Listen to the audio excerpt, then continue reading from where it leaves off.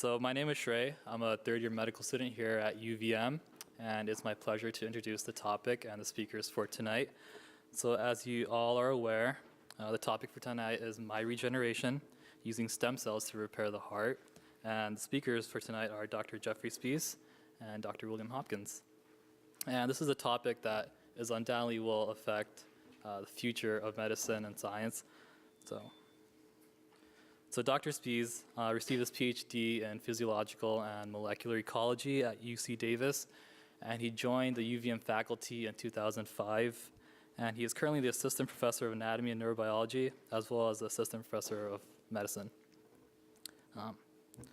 He's also the director of Stem Cell Core here at the College of Medicine and one of the founding members of the New England Stem Cell Program.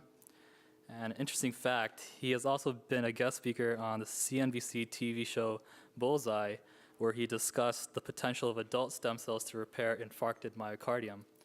So as you guys might imagine, his current research is looking at the ability of adult stem cells to repair cardiac and neural tissue by the way of mitotransfer. Our other speaker is Dr. Hopkins, and I actually have the privilege to interact with him. He's the course director for our cardiac, renal, and respiratory course, which is a second-year medical school course. And he is also the director for adult congenital heart disease and pulmonary hypertension program. So many of my classmates and I regard Dr. Hopkins as one of the most inspirational and influential professors here at the College of Medicine. And it's no mystery why he's has over 20 teaching awards in the last 8 years alone, some of which include Outstanding Course Director Award and the Above and Beyond Award. So without further ado, Dr. Hopkins and Dr. Spees.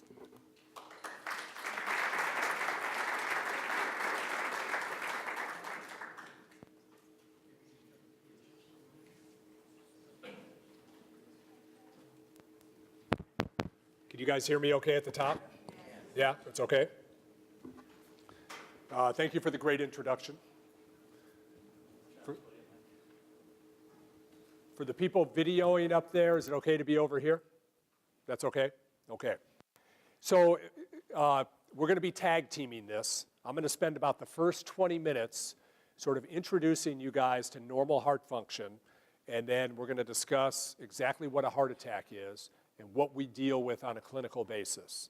And we'll give you some sense of what's left behind after somebody has a heart attack, and then Jeff will come up for the last 2/3 of this and really get into what we hope the future is going to bring. So when I do talks, I like to do a case. This is a real case. 76-year-old man who had chest pain at home. 911 was called. That phone call was made by his wife. On transport in the ambulance, he had a cardiac arrest. On his way to the local emergency department, he had a cardiac arrest. He was successfully defibrillated with the paddles that were in the ambulance, arrived in the emergency department, and the diagnosis was an acute myocardial infarction. And I'll explain that a little bit more as we go. He had an emergency cardiac catheterization, and a stent was placed in the left anterior descending coronary artery. That's the coronary artery that runs down the front of your heart. And I'll show you some pictures in a few minutes. Despite the best efforts of the people there, he had a large myocardial infarction or heart attack. He had what we call cardiogenic shock. Miraculously survived that, but still spent 2 months in the hospital and had heart failure for the rest of his life. He lived about 2.5 more years, and both he and his family were grateful. And this is a very personal case for me because this was my father, okay? And one day I was sitting over at the hospital reading echocardiograms, and I got a phone call saying, your mother's on the phone, okay? You reach a certain point in life that when your mother calls you during the day, it's never a good thing, okay? So this was my father. So we're going to spend a little time talking about the normal heart, anatomy and physiology. I'm going to tell you guys what a heart attack is. If you pick up the newspaper. Just one question for a layman. How do you define a layman term for heart, for storm stem cells? What is a stem cell? Dr. Spies will get into that in about 20 minutes, okay? And I absolutely guarantee you, you will know what a stem cell is when you leave here, right? Okay. So we're going to talk about the normal heart for a little bit. I'm going to tell you guys what a heart attack is. If you pick up the newspapers, watch the news, they always talk about heart attacks, but what exactly does that mean, okay? We'll talk about a myocardial infarction, sudden cardiac death, and then Jeff will take over and talk about cardiac regeneration, something we hope the future brings. Now, who even cares about the heart, okay? Well, the reason to care is that it's the #1 killer in the United States. So this is mortality data from 2011, and this is not hard and fast, set in stone yet, but there were about 2.5 million deaths in the United States in 2011, and about 600,000 of those deaths were related to the heart, okay?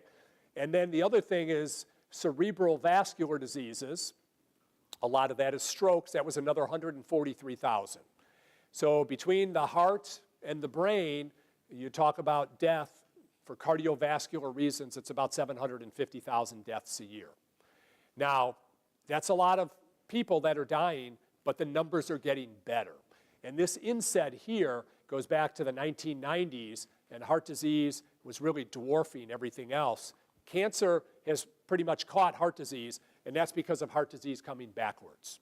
So we're making progress, but it is still the #1 killer in the United States. And it's the #1 killer of men and the #1 killer of women, okay? So what is the heart and what does it do? And when we get into this, we've got to talk about anatomy and physiology. Classic first-year medical school stuff. Anatomy refers to structure. Physiology refers to function. So if we look at a sort of cartoon picture of the heart's got a left side, it's got a right side, there's 4 chambers, and there's 4 valves. The right side of the heart takes blood that has returned to the heart from the body, which now has reduced oxygen in it, and it pumps blood to only one place, and that's the lungs. In the lungs, the blood picks up new oxygen, and it returns to the left side of the heart. And because it's more oxygenated, the blood is redder. And then the left side of the heart, the left ventricle, pumps it to the body, and the primary reason to pump blood is to deliver oxygen. Now, the heart is a muscular structure that squeezes and relaxes, and the cells that comprise that muscle, they need blood flow also. The heart cannot use the oxygen that's in its chambers. The walls are too thick, and I'll show you some better pictures in a minute. So there are coronary arteries that supply the muscle of the heart. So the very first organ that receives blood flow is the heart itself. It takes care of itself first before that blood reaches all the other organs in the body. The coronary arteries are the very first branches off the aorta. So if I were to be able to take my chest off so that you guys could see my heart, this is what it would look like. It looks sort of blobbish because it's in a sac called the pericardium. And it's a pumping chamber, and there are lungs on either side. Now, needless to say, when we need to investigate the heart, we don't take somebody's chest off and look at their heart. But we now have powerful ways to look inside the body and see what the heart is doing. So for instance, this is a cardiac MRI, which gives us moving pictures of the heart. And this chamber right here is the left ventricle. And every time it squeezes, it's pumping blood right through that valve, the aortic valve, out the aorta, the main blood vessel of the body, and then that blood is distributed to the body. So you're looking at the left ventricle right here. Now, we do a number of cardiac MRIs, but it's much more common to get an ultrasound of the heart, something we call an echocardiogram. You guys can go get an echocardiogram at our outpatient office. You can get it at the hospital. The machines are portable. You can take it right into the intensive care unit, and you can do it right at the bedside. So the beauty of ultrasound is it's portable. It's also cheaper, and it's easier. So we do a lot of echocardiograms. We do about 10,000 echocardiograms a year. And look at our ability to look at the heart here. And here you get a good idea of the muscular pumping function of the heart. This is the left ventricle pumping to the body. Its heart is sliced in cross-section, so it looks like a donut. And here's a longitudinal section of that same left ventricle there. So the heart's a muscular pump that squeezes and relaxes, and it's pumping blood. Now the blood is, in the blood are lots and lots of cells, primarily red blood cells. And red blood cells sort of look like a hockey puck that's pinched in on the top and the bottom. And these red blood cells have one function and one function only, and that is to transport oxygen. So when you breathe the oxygen in, it goes from the lungs through the blood vessels, it binds with hemoglobin in your red blood cells, and that's how it's delivered to the body, to all the cells, tissues, and organs of the body. And another picture of an MRI here showing the left ventricle and the pumping function of the left ventricle. Now, in your heart, you've got 4 valves. What I like to tell patients is that the heart's a hydraulic pump, and any hydraulic pump needs valves. It doesn't matter if it's pumping antifreeze or oil or water or blood. The way that you promote forward flow or unidirectional flow is by having valves in the system. So the valves are to prevent the blood from going backwards. In your car, they prevent the antifreeze or oil from going backwards. Here's a still picture of the aortic valve. Now, a number of years ago, the University of Minnesota, in conjunction with one of the major pacemaker companies, Medtronic, did this special project where they put a camera inside a body, and that's what the aortic valve, that's what this valve looks like when it's opening and closing. So it opens up to let blood flow go through, and then in the next phase, it closes to prevent blood from going backwards. Now, once again, we don't slip a camera into people and look at their valves. This is a specialized situation where they had to remove the blood and to be able to see it, but we have powerful ways to look at valves with MRI and with echo. And here's a valve we refer to as the mitral valve right here. Here's a little glimpse of the aortic valve here, and a better look at the aortic valve right there. So we've got powerful tools to look at the pumping function of the heart, to look at the valvular function of the heart. And again, the purpose of the valves is to promote unidirectional blood flow.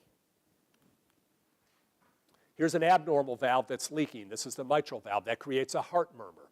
We can hear that with our stethoscope. And here's a picture of the coronary arteries that are supplying that heart muscle, and here's a nice, normal coronary artery right there. There's no cholesterol blockage or anything in that artery.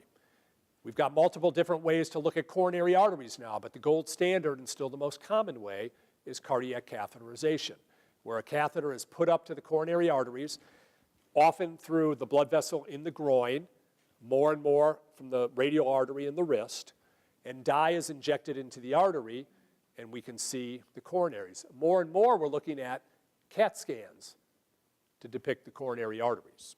And the thing we're looking for is the presence of a cholesterol blockage, something that we refer to as atherosclerosis. So here's a still frame of a catheterization, and it's showing you a high-grade blockage right there. If that person died and you were able to open up their artery and look at it pathologically on an autopsy table, it would look something like this, where you've got this big cholesterol blockage. If you then sliced it, looked at it under a microscope, it might look like that there. So when we talk about atherosclerosis, we are talking about cholesterol blockages. And complications related to atherosclerosis is the #1 form of heart disease. So when somebody has a heart attack or a myocardial infarction, an MI, what typically happens is they have a cholesterol blockage that's there already. That plaque ruptures and they form a blood clot. And blood flow down the coronary artery stops. And here's a catheterization where that blood flow stopped right there. That vessel was 100% occluded at that point. That means that all the muscle in the heart supplied by that artery, that muscle's going to start to die. And when you hit about 6 hours with no blood flow to heart muscle cells, they're about 100% dead at that point. When somebody comes in with chest pain, we do an electrocardiogram I won't bore you with the details, but it's the oldest diagnostic test in cardiology, invented more than 100 years ago, that still plays a key role in determining if somebody's having a heart attack or a myocardial infarction. It's the electrocardiogram, or the ECG or EKG. So if somebody comes in and we think they're having an acute myocardial infarction, like my father was, they'll go oftentimes straight to the catheterization laboratory. If we identify that there's a complete blockage in the artery, a catheter will be put in with a balloon that has a stent around it. That balloon will be inflated, the stent will be opened, like in this cartoon right here. See how it pushed the blockage aside?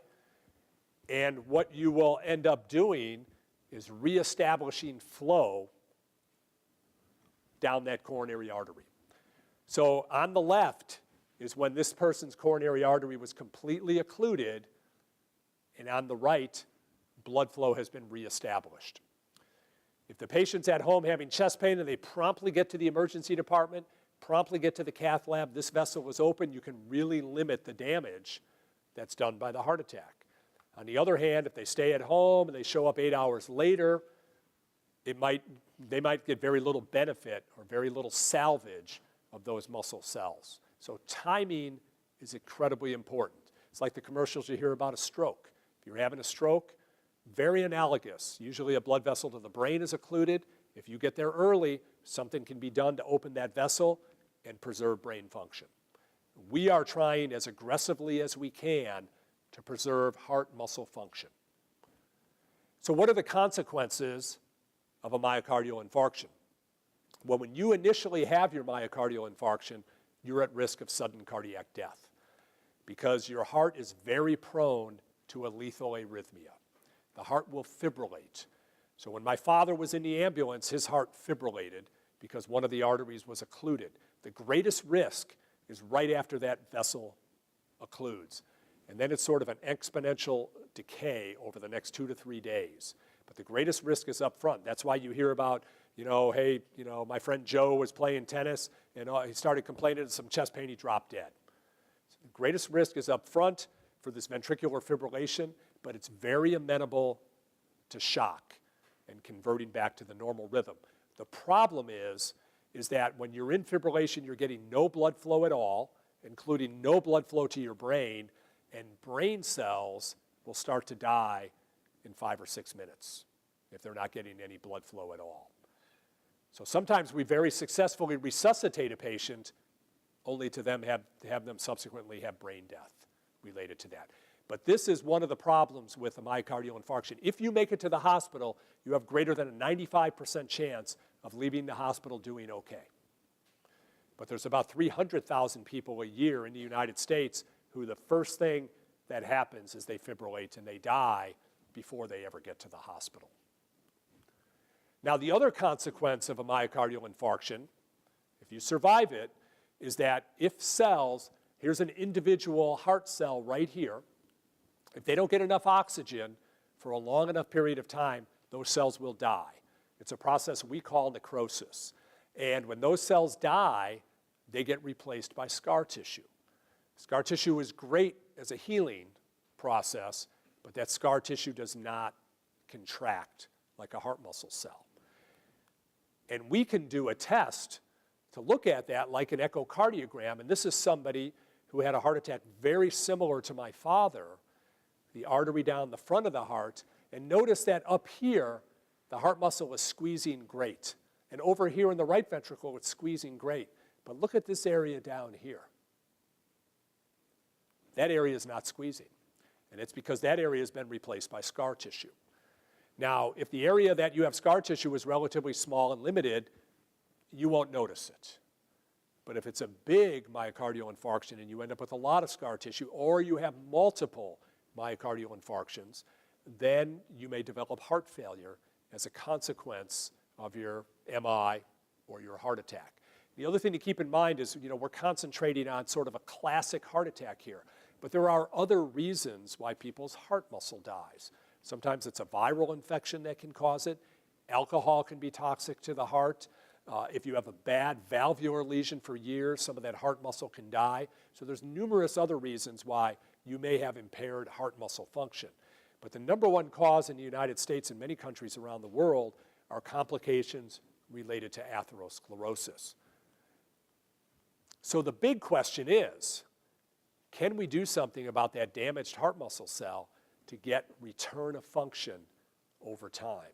And that's what we're referring to here as cardiac regeneration. And I'm going to turn it over to Jeff to take over from here. Now, both Jeff and I will be around at the end of the talk to answer any question that you guys have. So we'll switch the PowerPoint and switch the microphone over. That's great. Thanks.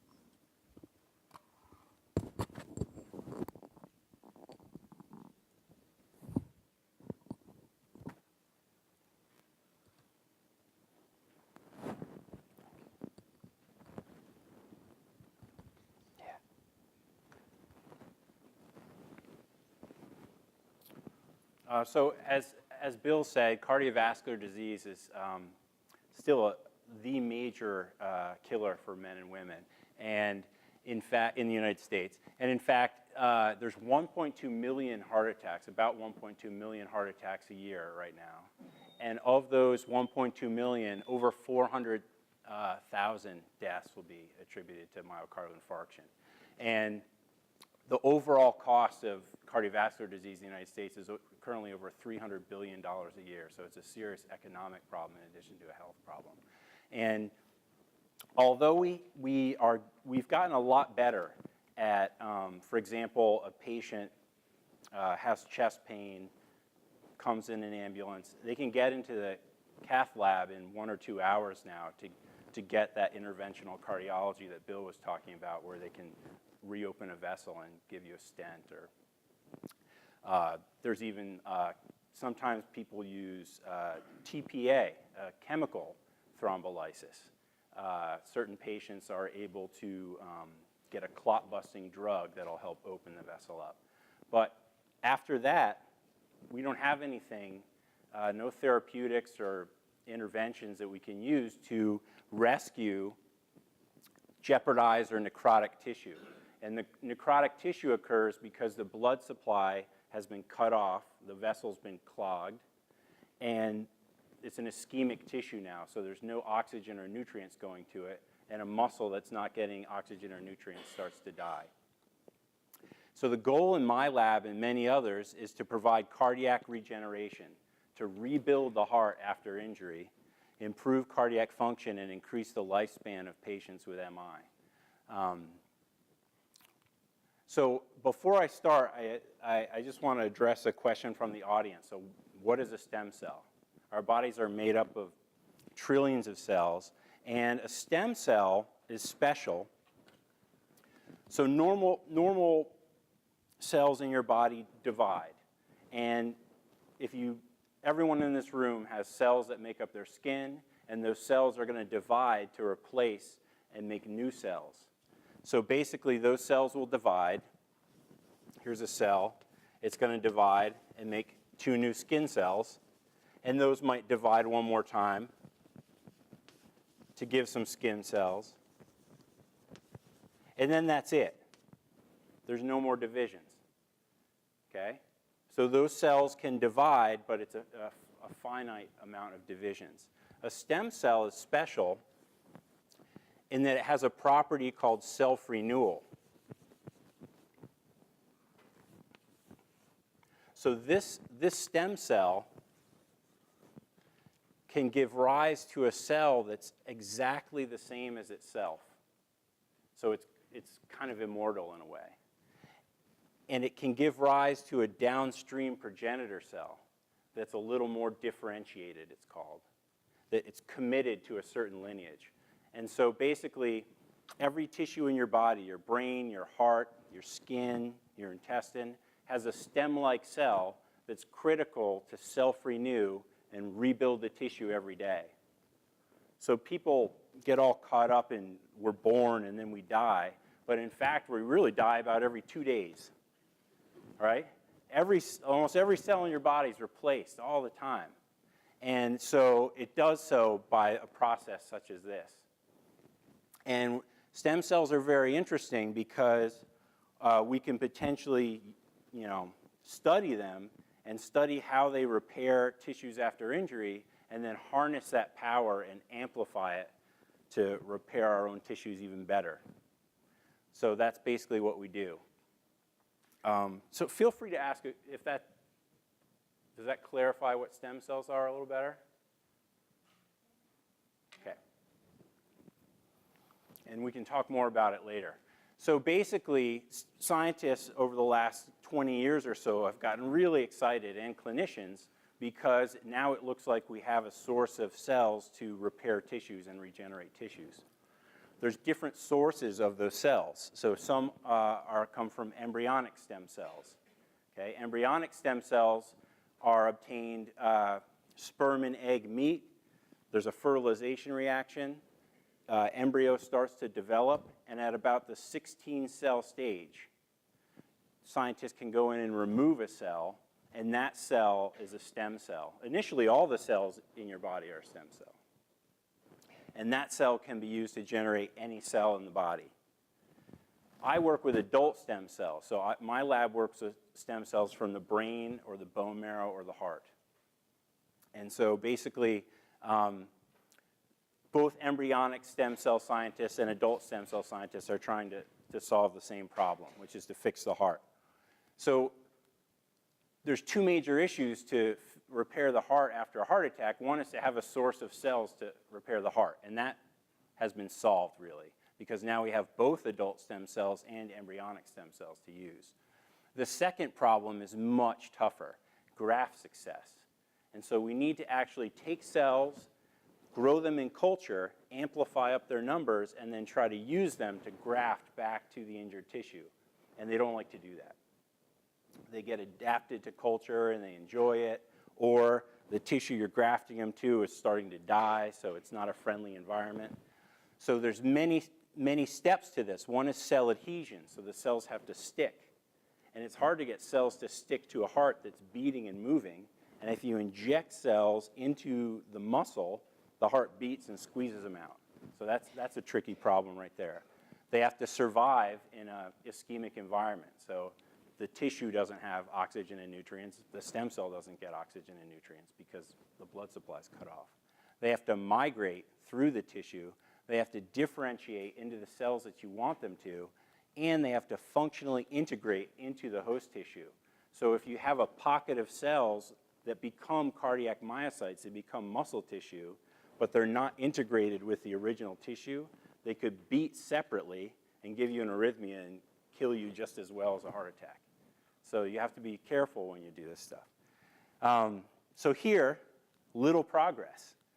Graft success is now the greatest problem facing cell therapy, and it's not just for a heart attack, it's for lung injury, it's for intestinal injury, it's for stroke, you name it. If we can't graft the cells, it doesn't matter that we can make every cell we want in the dish, okay?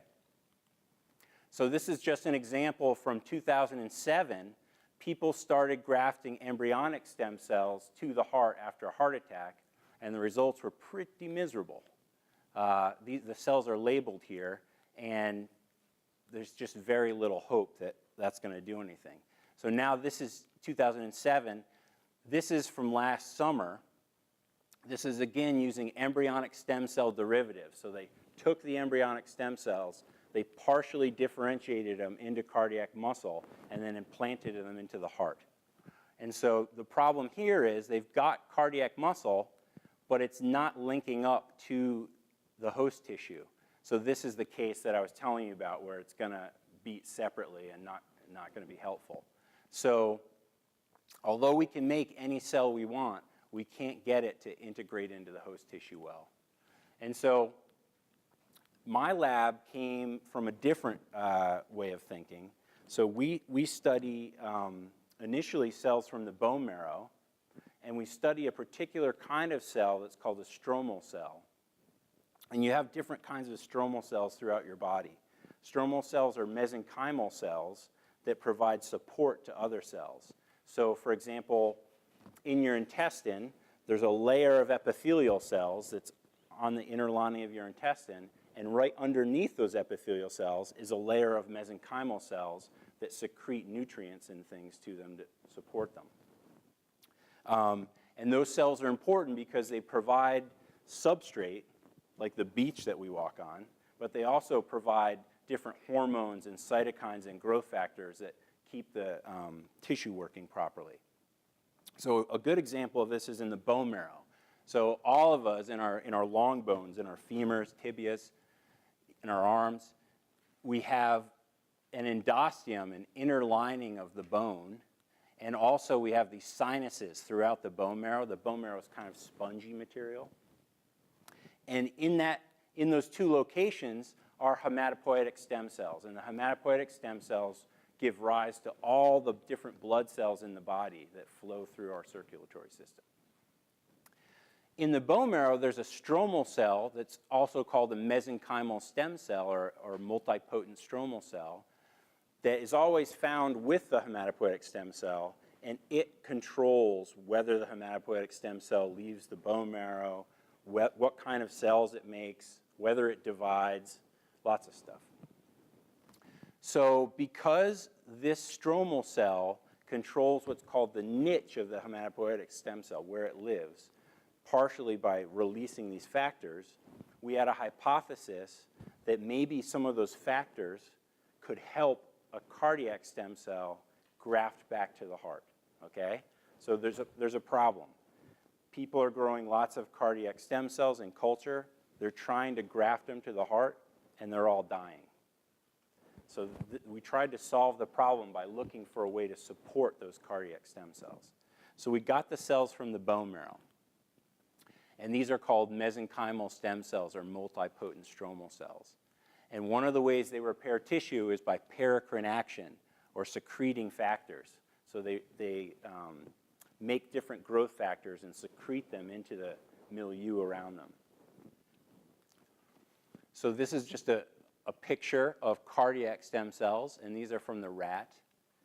And these are cardiac progenitor cells. So these cardiac stem cells will give rise to these cardiac progenitor cells, and these cardiac progenitor cells will then give rise to cardiomyocytes, endothelial cells, smooth muscle cells, blood vessels, fibroblasts, everything that makes up the heart.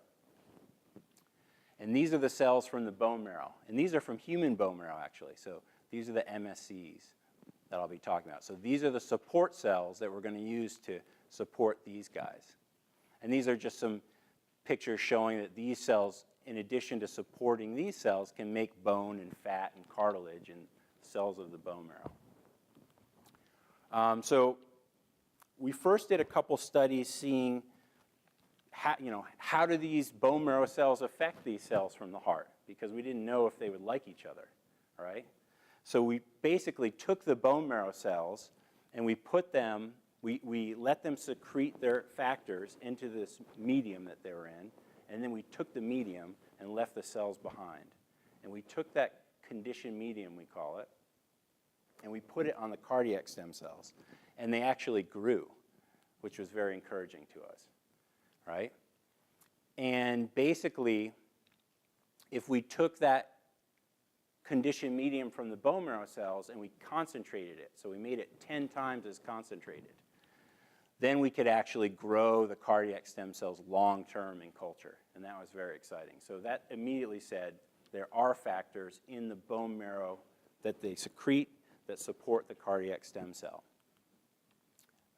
And I decided not to dumb this down for you guys at all. I decided to see if I could show you everything we do, and I think you'll get it, okay? So basically, the question is why? Why do these bone marrow cells have proteins that support the cardiac cells? And it turns out that cells in the body have certain signaling pathways that they use to survive, right? So it's kind of like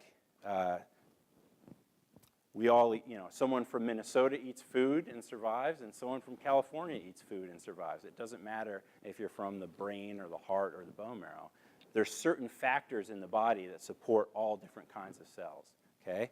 So this is just data showing that if we put the cells, here they are, in these factors, these signaling pathways are turned on. And so one's called STAT3 and one's called AKT.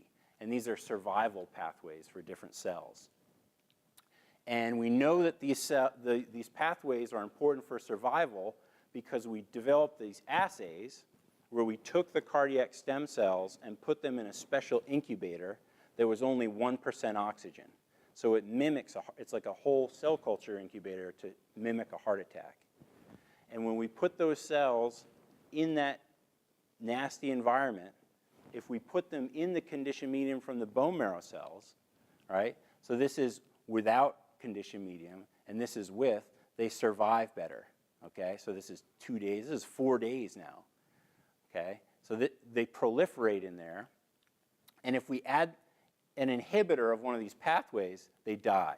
So we know that these cells are using these pathways, and that kind of gives us a clue as to what those factors might be that are floating around in that conditioned medium. And we also wanted to make sure that, okay, so if we take the bone marrow juice and we put it on the cardiac cells, they proliferate and survive, but can they still make heart? Or are they now going to make bone marrow or brain or something we don't want them to, right? So we did these assays. These are just differentiation assays. If we take the cardiac stem cells and we put them in this juice from the bone marrow, they still make cells. These are cardiomyocyte precursors, these are smooth muscle, and these are endothelial cells. So you need blood vessels and muscle cells in your heart. And then basically, we went to test it in vivo, meaning we went to test it in an animal model of heart attack. And so basically to do that, we use rats and mice, sometimes pigs, and we do, it's kind of just like human surgery in the hospital. They have pre-op care and post-op care, and they get painkillers, and nurses watch them, and they're ventilated, everything. So basically, we open the chest up on the mice, or the rats, and under a microscope, we can identify that left descending coronary artery that Bill showed you on the human heart. It's the one that normally gets clogged by a thrombus. And so basically, we go in with a suture and ligate this. And when we ligate it, you can see here's a normal heart that's perfused, meaning the blood's coming through it. You can see full perfusion. If you ligate that artery, the blanch, the whiteness, indicates that there's no blood coming into that system. And this is just backflow through the coronary vein. So basically, we can give a mouse a heart attack, and that area that Bill showed you at the bottom of the heart that wasn't moving is this area at the apex of the heart that's now necrotic, meaning it's dying. And here's the ligature we made. So this is a nice model for a heart attack now. And basically, the object that we're trying to accomplish is to use these stem cells now to see if we can graft them to the heart, to see if we can start to fix the heart attack. And so to do that, we injected the stem cells in 2 areas in the border zones here. So this is a picture to show where the heart attack would be. All right, this is left ventricle, this is right ventricle. And basically, we developed a method to inject the stem cells right under the epicardium, or the cover of the heart. And these stem cells are special because to track them, we took a virus that had a jellyfish protein in it that glows green, okay? So I don't know if you guys are ever in the ocean at night, you can see, bioluminescence in the motor of your motorboat, right? They kind of glow as you go. There's corals that have different proteins that glow. There's a firefly that has luciferase that glows. Scientists have learned how to clone that and borrow it and now use it to label stuff, to track it. So now we can take a rat that's a normal rat that doesn't glow, and we can take stem cells from a rat where they're glowing, and we can try to graft them and track them. So basically, if we just take the regular conditions that everyone was using before, just base medium, and we put the stem cells in that, we get a really bad graft. So there's just a couple green cells here. This is remaining heart muscle. But if we take this conditioned medium from the bone marrow cells, it's like a miracle. We put them in that and then graft it, and we get this crazy graft where they graft to the outer cover of the heart, and then over a couple of days, these cells will divide. So this is a Ki67 is a marker of dividing cells. These cells will divide, and then they'll actually turn, and I don't know if you can see it in the back, they're green here. They start to migrate into the heart, right? Which is really exciting to us. In fact, I didn't believe my grad student when she first told me this result. And I said, it must be a mistake on the microscope, go check. And like a week or two later, she came again.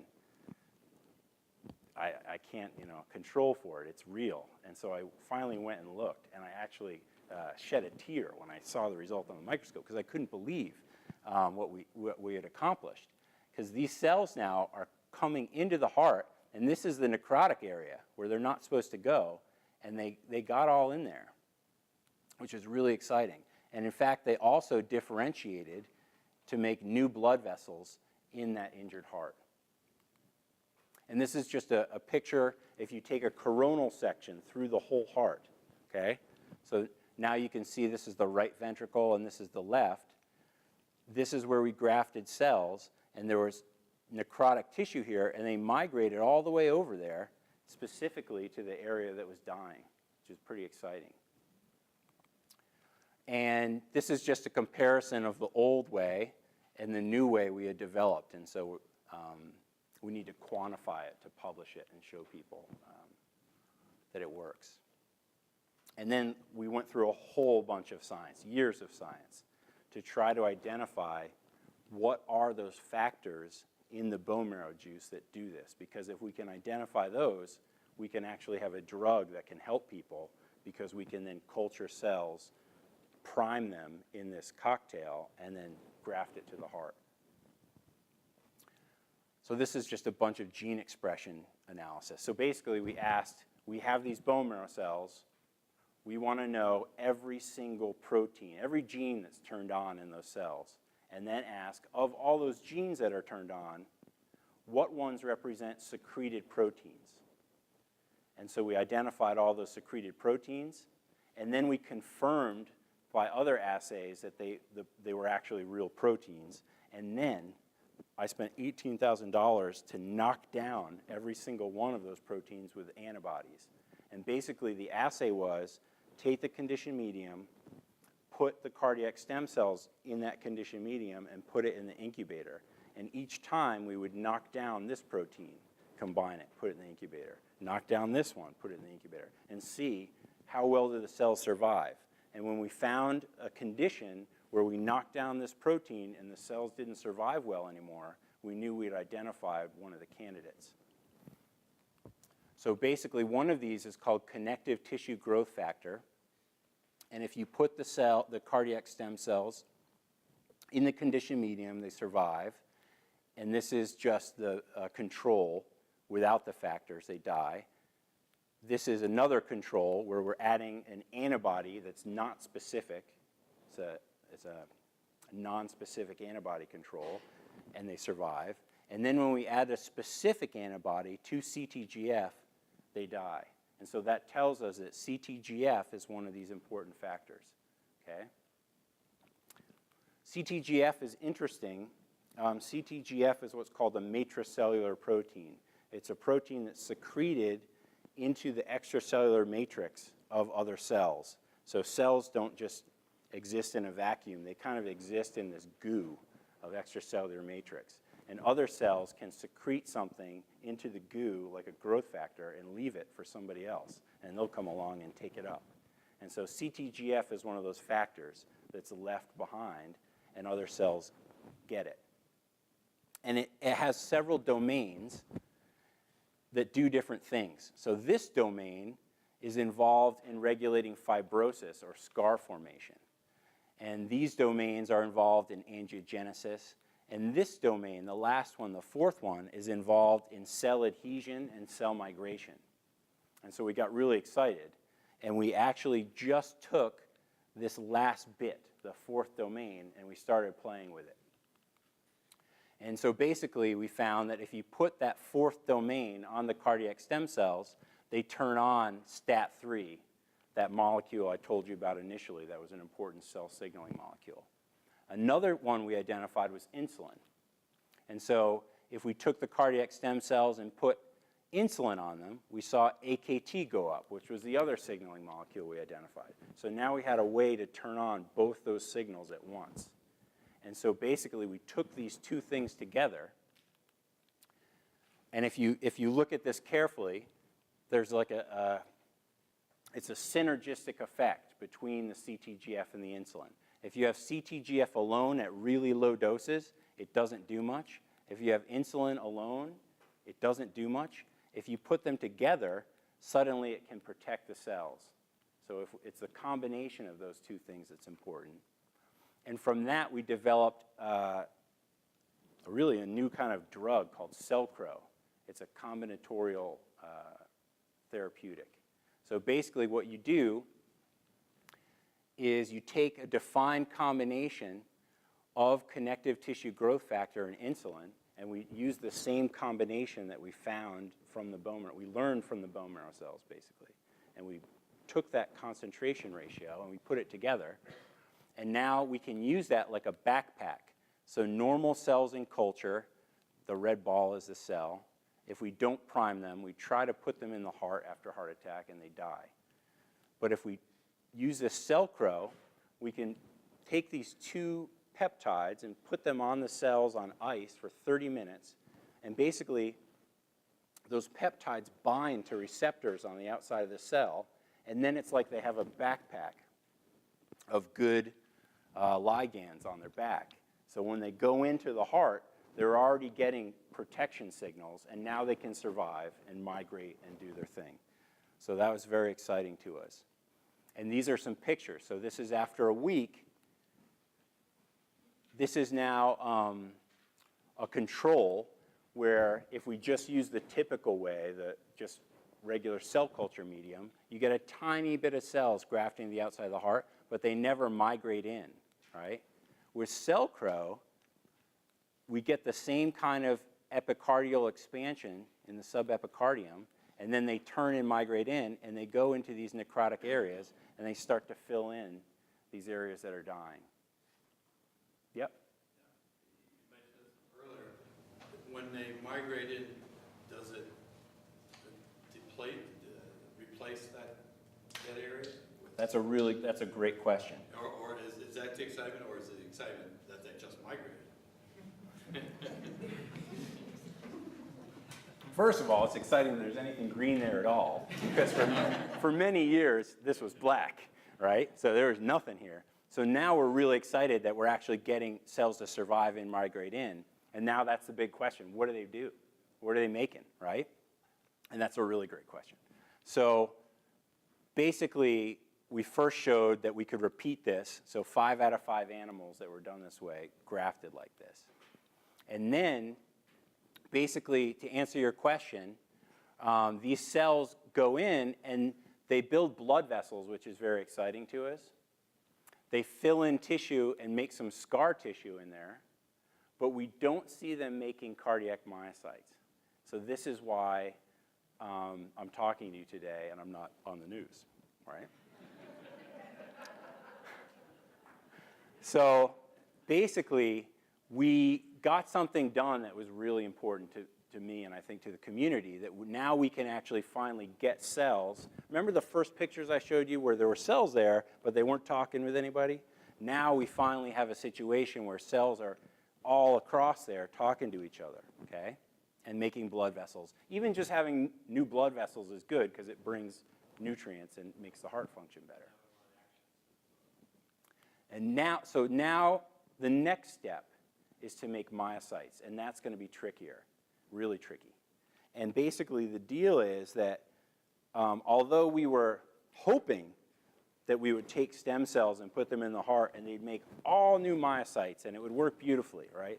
That's how we always kind of think of stuff initially. What they do is they go in there and they do what they normally do, okay? They go in and they make some scar, and these cells we're using are a little younger, so they make some more blood vessels. So it does help. It's better. But we're not replacing chunks of muscle like we need to. And to do that, we actually have to trick the fibroblasts now to turn into cardiomyocytes, and that's actually possible, which is kind of crazy. So basically, this is now getting into what's called cellular reprogramming. And this is stuff I wouldn't normally tell you as a lay audience, so this is really unusual stuff, right? Remember Dolly the sheep, like all the cloning stuff? That was somatic cell nuclear transfer, where you take a nucleus from a normal cell and put it in an egg and combine them, and then you can make some new cell lines. You can fuse stem cells with somatic cells. Somatic cells just like a normal cell from your body, and get a hybrid embryonic-like cell line. And now there's a new way where we can actually reprogram any cell from the body to become your embryonic stem cell, which is kind of crazy, okay? So these guys shared the Nobel Prize last year for this, John Gurdon and Shinya Yamanaka. John Gurdon started off in the 60s and 70s injecting frog eggs with nuclei and watching what happened. So he's like the start of this prize. And now Shinya Yamanaka in 2006 and 2007 reported that he could turn fibroblasts into embryonic stem cells, except they called them induced pluripotent cells, or IPS cells, okay? So basically, he studied this guy's work, and this guy realized that the egg had factors in its cytoplasm just floating around that you could take a nucleus from a cell like a fibroblast that knows to be a fibroblast, you put it in the egg, and there's reprogramming factors in the egg that tell the fibroblast not to be a fibroblast, okay? So basically, there's dominant forces in the egg that keep it young, and they can take an old cell that's decided to be this, and I don't want to be anything else, but if you put it in here, suddenly it changes, okay? That was his observation. This guy said, what is that stuff? And he went after it. And he identified 4 factors, OCT4, SOX2, KLF4, and c-MYC.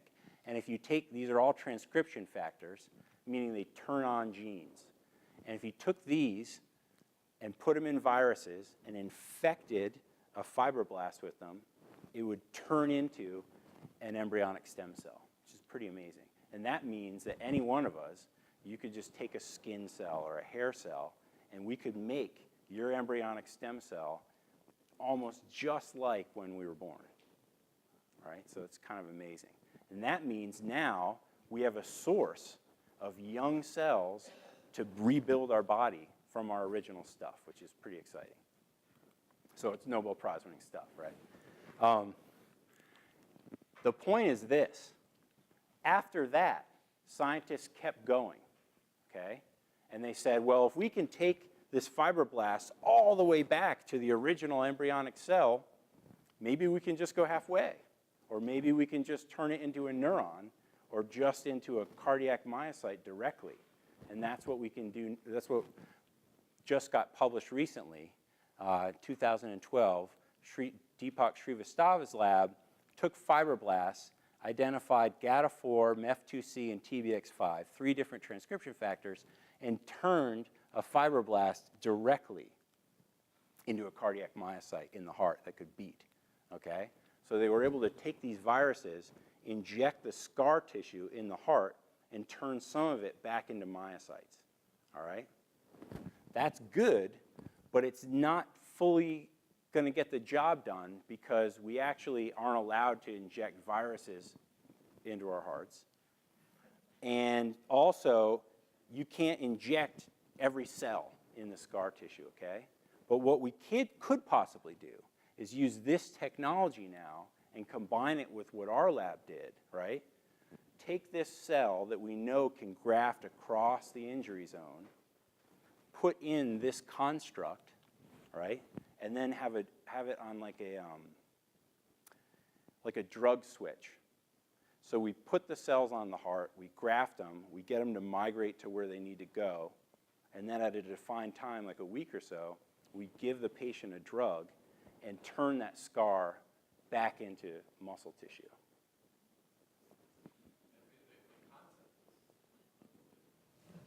I mean, it would replace transplanting someone else's body in there that might end up being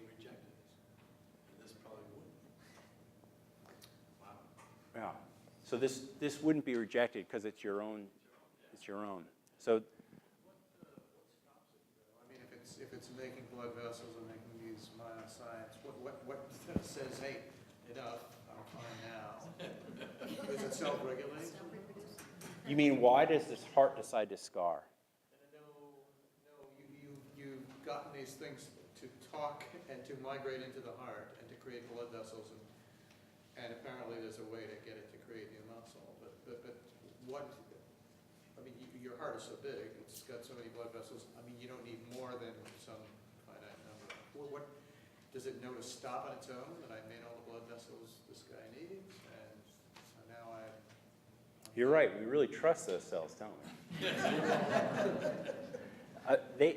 They have signals that they rely on that tell them what to do, and that's part of the problem. Part of the problem is the dominant signaling environment says scar, and it does so for a reason, right? If you don't form a scar in the first week after a heart attack, your heart will just blow up, right? It's a pump under pressure, and the wall will rupture. And so basically what happens is you want the scar to form initially, and then you want it to turn into muscle. And that's what happens in a zebrafish or a salamander or lizards. So basically you can cut the apex off the heart of a lizard, and in 2 weeks it'll have a brand new heart just as good as before. You cut the apex off a human heart, and you'll have to go see Bill and some of his friends because you're not going to do very well, right? So basically, a lot of scientists are trying to study why that is. How can we turn the cells in the human heart, how can we make them decide to make muscle instead of fibroblasts? And that's the kind of stuff I was showing you there. I don't know if I answered your question. It's a lot of signaling and a lot of molecular biology. Yeah. But if we study it carefully, we might be able to control it, which would be pretty exciting. So let me just summarize real quick. So priming with the cell crow that we developed promotes cell adhesion, proliferation, and survival. And the cells actually remain in the heart grafted for at least a month, so that's also important. A lot of times people will graft cells, there'll be a couple, and then they'll be gone after a month, and you need them to stay there. What we developed is clinically feasible, so it doesn't take 10 hours for the cells to sit in this stuff. They can just sit on ice for 30 minutes, get the ligand backpack, and then be grafted. The other thing I didn't mention that's exciting is that this signaling system for CTGF and insulin is shared by different cells throughout the body. So we might be able to use that to graft lung progenitor cells to lung and heart to heart and brain to brain. So we're excited about that. Reprogramming technology may facilitate this myocyte replacement, and that's what we're starting to do in the lab now. So we're going to actually try to put those vectors in our cells, graft them, and then switch them on. And hopefully the animals don't just die. Subepicardial niche, I think, is important. So what I showed you guys is new, actually, to inject the cells under the cover of the heart. There's something special about doing that helps them survive. And then we can actually use that, too, in the meantime, even though we can't get the cells to become myocytes, because we can get cells to graft all the way across now, we can use that to deliver drugs to the injured heart in a way we could never before. So that's exciting, too. And so I just want to thank Yoshitaka Iso, my postdoc who started this work. He's in Japan now. Charla Kritika did tons of surgery. She's in the back. She did a lot of those amazing surgeries and grafting experiments. Sasha purified the proteins. Ingrid and Calvin helped with assays. I really want to thank Bert Sobel. He's a great friend and collaborator who passed away last week. And he was really inspirational. He had some serious chutzpah. And he was always supporting me in this work. So I just want to thank him. And Piero Inversa down at Harvard and Jan Kostura, they taught us how to isolate the cardiac stem cells. And they're doing clinical trials with human cardiac stem cells right now in Boston. And so we may end up eventually giving them Cellcro and actually having them use it with patients. So thank you.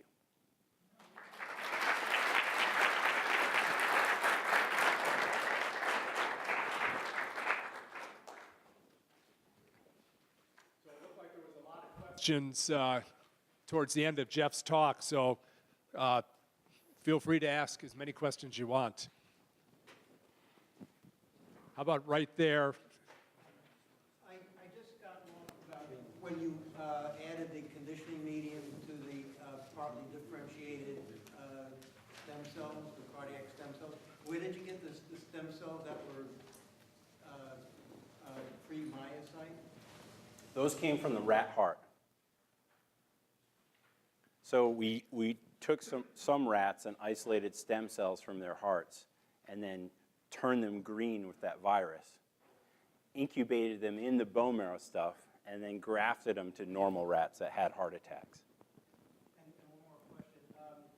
Assuming the graft, you had the migration of the graft and the cells started differentiating, but what about this tissue organization? You don't want it to be random, like the scar tissue.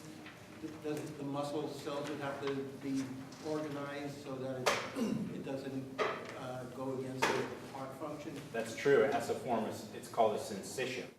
And they actually have to have junctions between all the cells. It's actually, the heart's very special because it's a syncytial organ like that.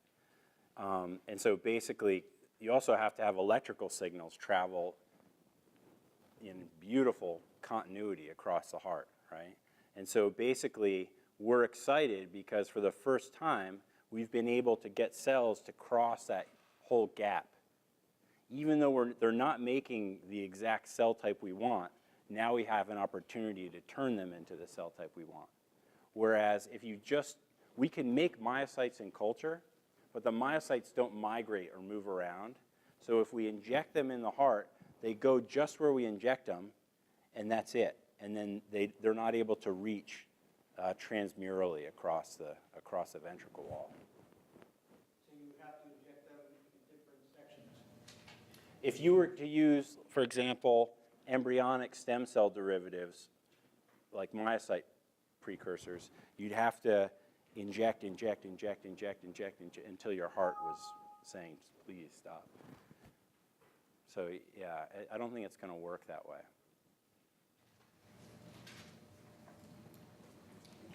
Allie? This kind of goes off what you just answered, but so you have old scar tissue. You're able to successfully graft and have the cardiomyocytes differentiate and migrate. And then if you're able to convert all the old fibroblasts into the myocytes, at what point is that too many cells, and at what point does that mimic hypertrophy? Oh, that's a great question.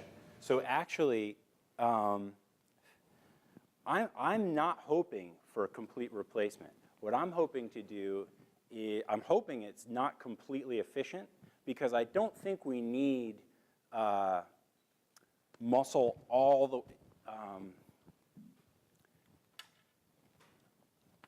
so you might think that you have an infarct here and you need muscle all the way across to fill in the whole thing.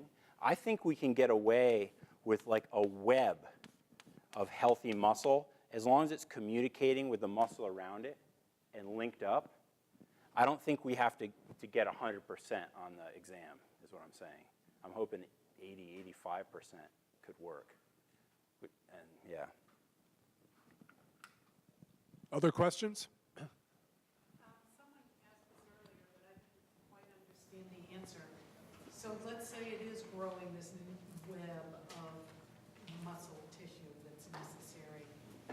What makes it stop the growth when it's got done enough? So cells have a property called contact inhibition. And so cancer cells are cancer, and one of the reasons is because they don't contact inhibit. So cancer cells in a dish will keep growing, and they'll hit the edges of the dish, and then they'll start growing up and keep going and going, right? Normal primary cells, if I just take cells from my body, hopefully I take cells from my body and they do this, You put them in the dish, they hit the sides of the dish and they stop. There's signals that they get, right, to not get too crowded. And so basically, that seems to work in vivo too, because those green cells stop, luckily. So you already know that they have that signal as part of these? We know, yeah, we know because we took it out a month. And so they're completely across the infarct more or less in a week. And at a month, they haven't formed a tumor or done anything. And we have to, it's a great question because we have to be careful about that. With embryonic stem cells, that's even more of a concern. Luckily, adult stem cells don't seem to form tumors, really. There's some cases of blood diseases that could be from a transformed progenitor cell, but more or less, we don't have cancer happening all the time from those cells. Embryonic stem cells, they can form a benign tumor called a teratoma because their job is to make a whole organism. So we have to be very careful with embryonic stem cells and select the ones that will just make myocytes or that will just make blood vessels and use those. If we just take the undifferentiated cells and put them in the heart, you could get a tooth in your ventricle wall, and that's not going to help you very much. Side question. It sounds to me, unless I'm really missing the boat, that there isn't any, well, first of all, is there adult stem cells in the heart? Yes. And do they have no role in this? So why do they not do what they're supposed to do? Well, or why aren't they part of this thing you're putting together to generate the kind of growth that's... It's a really good question. One problem is that you cut off the blood supply to any cell. It doesn't matter if it's the best stem cell in the world, it's going to die. And so basically, if there are stem cells in that zone, they get killed just like the rest of the tissue. And it seems from our studies that the cells from the cover of the heart get exhausted fairly rapidly. They do send in a bunch of precursors, but that necrotic area seems to absorb. They go in to try to fix it and they die, and some go in and try and fix it and they die. And they die until there's no more reserve left on the surface of the heart. And in fact, people with chronic cardiac failure, you see the cover has been depleted off their heart. It's gone, which is interesting. So what we're doing is providing cells that we've treated really nicely that have a lot of division capacity, and we're putting them right at the edges where they can proliferate and send in more.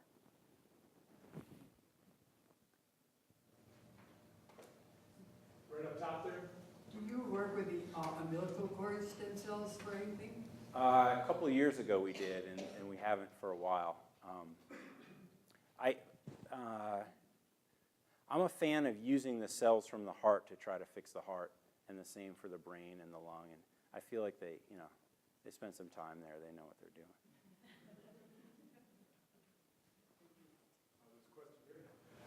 You spoke about heart failure, and you spoke about chronic cardiac failure. I wonder if those two things are the same, also the same as congestive heart failure. I've heard of congestive heart failure before, but I don't know if that's the same point you're talking about. Go ahead. That is basically, the question was regarding heart failure and congestive heart failure. Heart failure really is when the heart no longer can keep up with the metabolic demands of the body. That usually manifests itself as shortness of breath because you're not getting enough oxygen delivery to the exercising muscles. Congestive heart failure is when you throw in the component of swelling. So anytime the heart fails, the body is prone to developing congestion or swelling. You start to accumulate extra fluid, and you start to get swelling in your legs and your lungs, and making the situation worse. If you damage the heart enough, no matter what the cause is, it will ultimately fail. And if the stem cell stuff moves forward, it's potentially an opportunity to prevent the heart from failing or to take a failing heart and reverse the process and go backwards in time. Now, one of the things I wanted to point out, I hope you got the sense as you're sitting here, that science is many years of painstakingly slow progress. And oftentimes, wouldn't you agree, one step forward, maybe 2 or 3 steps backwards. And you guys might remember that, in the media a few years back or even more, stem cells were considered the holy grail. It was going to fix everything.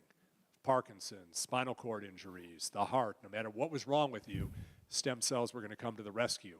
And the media painted the picture that the only thing holding back the progress was somebody putting the brakes on embryonic stem cell use. This is a slow, painstaking process that hopefully someday will fulfill the hope that people have in this. And we've seen some great progress over the years, and a lot of cooperation from one lab to another. And this may be the work of multiple different people in multiple different labs, ultimately putting their efforts together to bring about radical change.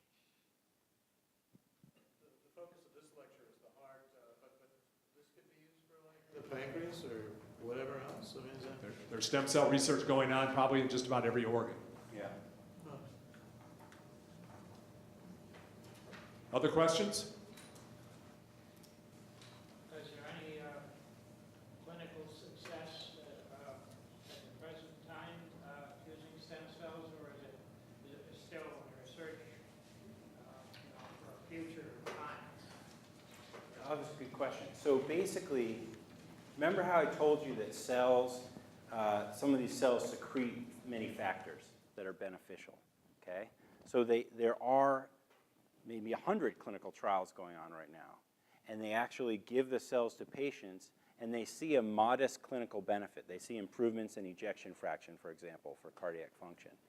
Sometimes those improvements hold, and sometimes at 6 months, they're the same as controls. That's partially because the cells aren't grafting. What they're doing is they're injecting cells that are releasing all these growth factors, and so it's kind of like taking 200 beneficial drugs at once, but then the cells die and it goes away and you lose the effect. So what we're really after is what I showed you, trying to get them to survive 1 month out, 6 months out, 2 years out. And then if we can actually get them to rebuild the muscle and replace it, then we can, I think, really make a lasting change. And it would be great just to slow the progression of cardiac failure, because it could give people a decade or 15 years of life.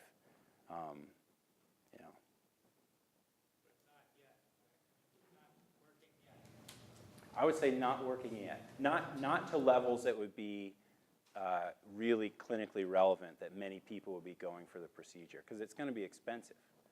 So you have to have a cost-benefit analysis in terms of what you're doing. But for me, I think letting the hype go for stem cells, continuing to fund it, and then taking a real honest look and going after it and trying to solve the problem. And now it used to be like embryonic stem cell labs against the adult stem cell labs. It's not like that anymore, because the embryonic guys need to study the adult stem cells to figure out how they migrate in our hearts normally. The adult guys need to learn from the embryonic guys, how do we make our cells young enough, or how do we reprogram them into a cardiac myocyte? So everybody's working together now.